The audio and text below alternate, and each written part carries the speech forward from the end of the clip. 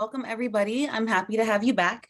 So we're going to do it a little bit different than the syllabus said today, but I think it'll actually make completing your assignment a bit easier.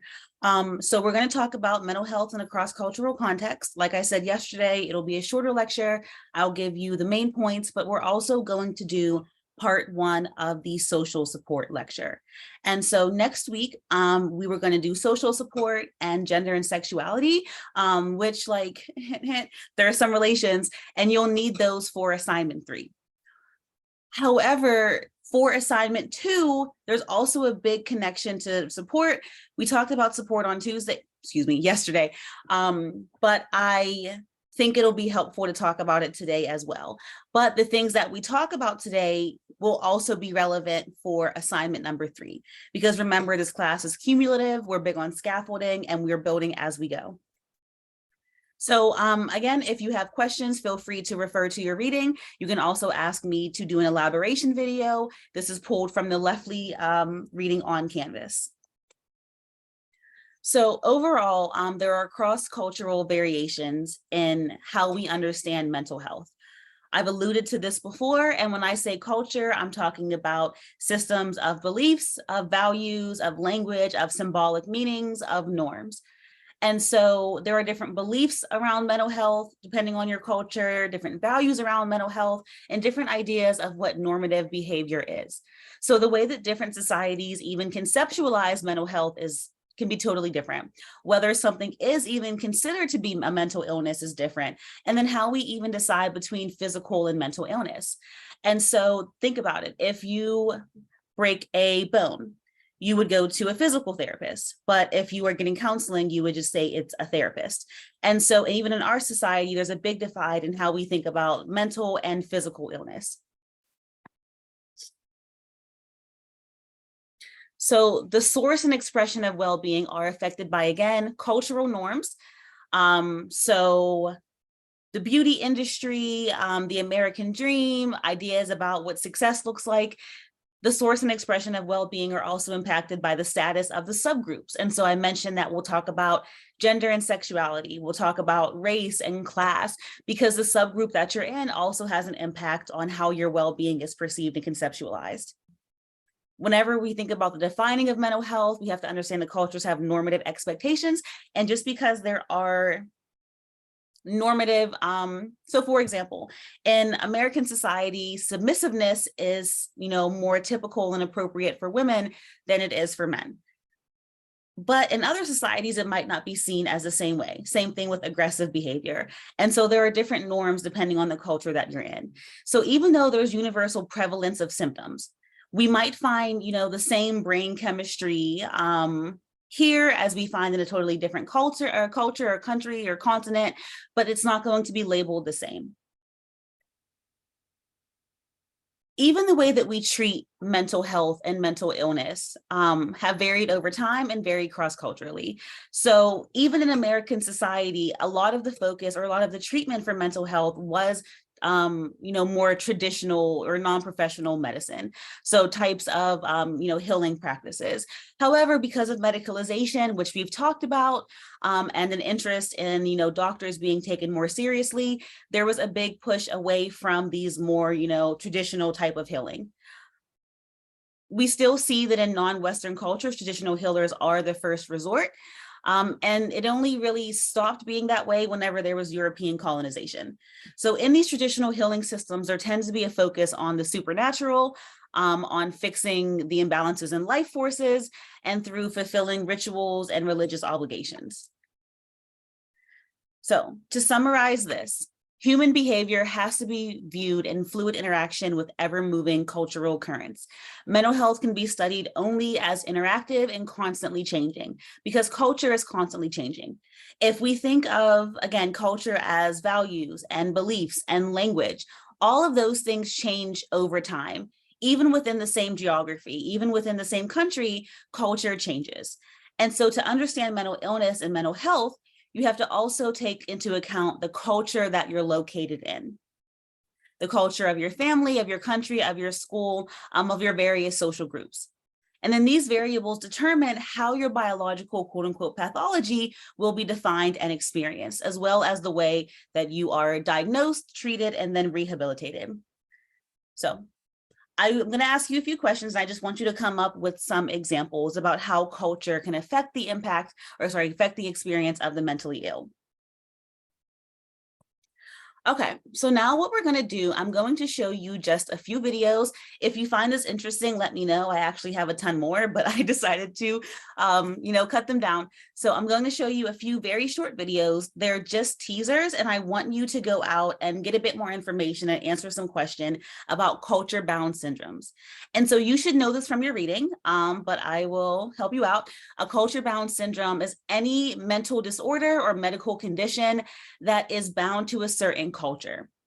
And so eating disorders, for example, we mostly find eating disorders in American society. They are not nearly as prevalent in other cultures. So eating disorders could be understood as a culture-bound system or syndrome, excuse me. So what I'm going to have you do is we're going to watch a few videos, and then I will just have you answer some questions about each one. Again, you're not going to be able to get all of the information from the videos, but I want to at least show you the videos so you are on the right track whenever you look up your own information.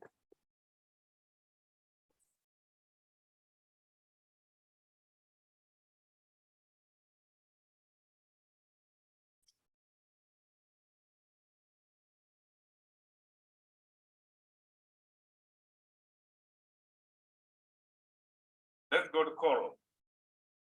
Koro has been practiced in Northeast India, like Assam, or it can be seen in Singapore. Like if you remember, I teach people sometimes, yes, if you don't use one part of you, it will be retracting and disappearing. This is the story. They think that their genitals are shrinking, retracting inside the body, that will cause death. So they are very scared, and they even try to get some special retractors, and they hold their genitals outside, that they don't want to get their genitals retracted inside. This syndrome is called Koro. So Assamese, or like Northeast Indians and Singaporeans, they actually practice this.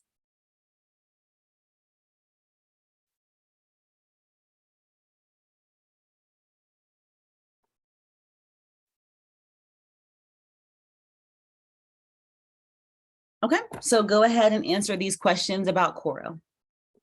All right, next I'll have you watch a very short video on Susto just to get you headed in the right direction.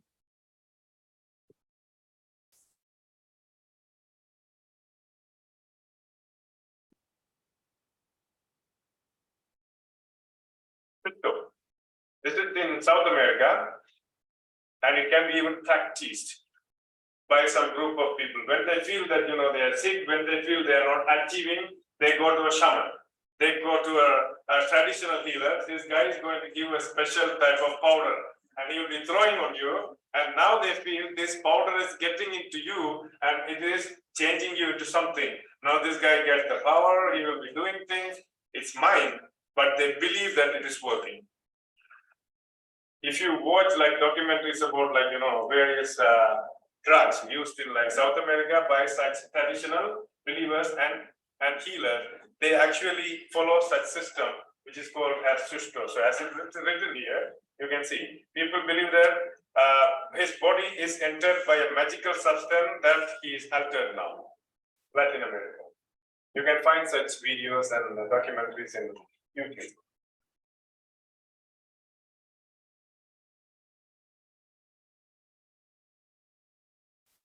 Okay, so go ahead and answer these questions about Susto. And then we have amok, and you might be familiar with amok because you've heard people say running amok.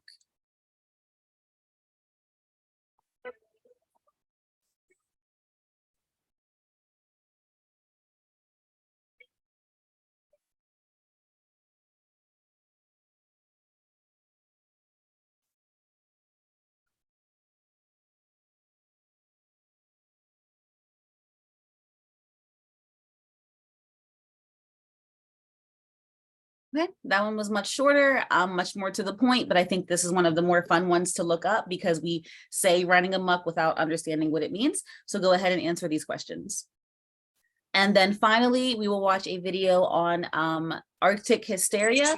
I want to make a note that an outdated term is used and that Inuit is actually the preferred term. Never. Look, I finally cut the cable, switched to BIOS 2 gig. Upload speed's 20 times faster than cable. On the 100% fiber optic network. Oh,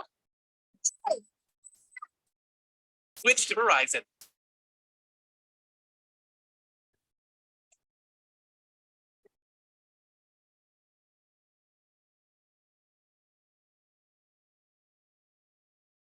Okay, next one we call it Arctic hysteria. This is common in young females who are from the group of people living in Arctic. They are called Eskimos. And the real term is called piploptor. This is like, they make a sound which is similar to a bird. That's why they call it piploptor. This is not English, but it is also called as Arctic hysteria.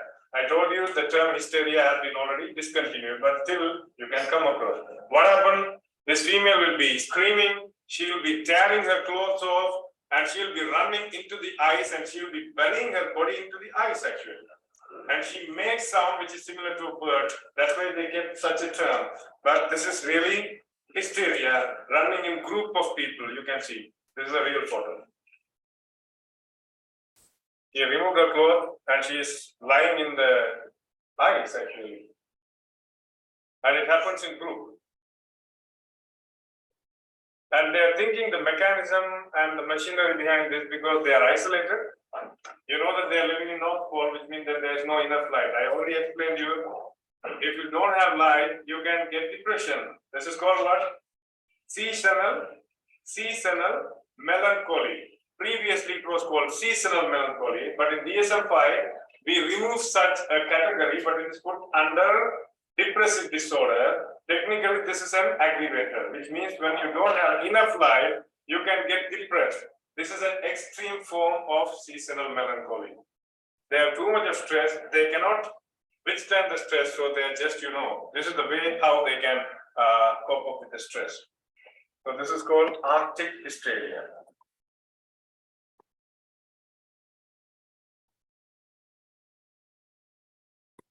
Instead of seasonal melancholy, you might be more familiar with seasonal affective disorder.